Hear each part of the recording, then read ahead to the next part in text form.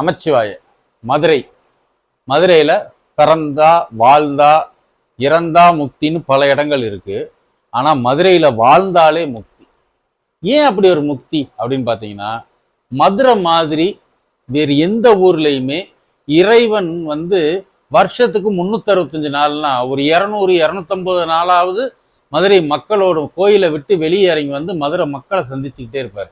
ஏன்னா மதுரையம்பதியுடைய மன்னனாக என்றும் இருக்கிறது, அரசியாக இருப்பது மீனாட்சியாகவும் இருக்கிறது. அப்ப இந்த மதுரையோட இந்த மக்கள் எவ்வளவு தூரம் பிணைஞ்சிருக்காங்க, இவங்களுக்காக சாமி எப்படியெல்லாம் இறங்கி இன்னைக்கு வரைக்கும் அந்த கருணையை எப்படி புரிஞ்சுக்கிட்டு இருக்காரு, எவ்வளவு எளியவருக்கும் புரிகிறாரு, மதுரை மக்கள் எப்படி சொக்கநாத பெருமானை கொண்டாடுறாங்க, இந்த விவரங்கள் எல்லாத்தையுமே ஒரு முடிஞ்ச அளவுக்கு ஒரு வீடியோவா போட்டிருக்கோம். இதை நமது யூடியூப்ல உள்ள போய் அந்த வீடியோவை பாருங்க. கண்டிப்பா நம்ம தெரிஞ்சிக்க வேண்டிய விஷயங்கள் இந்த மதுரையம்பதியும் ஒண்ணு. இந்த மதுரை சாதாரண ஊரா நினைக்காதீங்க. மதுரையில அவ்வளவு விசேஷங்கள் இருக்கு. இனி அடுத்து ஆவணி மூல திருவிழா வேற ஆரம்பிச்சிருக்கு. இதை பத்தி நம்ம அதனுடைய ஒவ்வொரு நிகழ்வை பத்தி இனி வர வர இருக்கக்கூடிய வீடியோக்களை நம்ம பேச இருக்கிறோம்.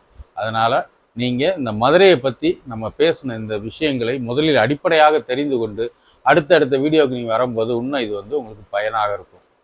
அதை போய் நம்மளுடைய வீடியோ லிங்க்ல போய் வீடியோக்கு நம்ம யூடியூப் சேனல்ல போய் அந்த வீடியோவை பார்க்கும்படி கேட்டுக்கொள்கிறேன். நமச்சிவாய வாழ்க, நாதன் தாள் வாழ்க.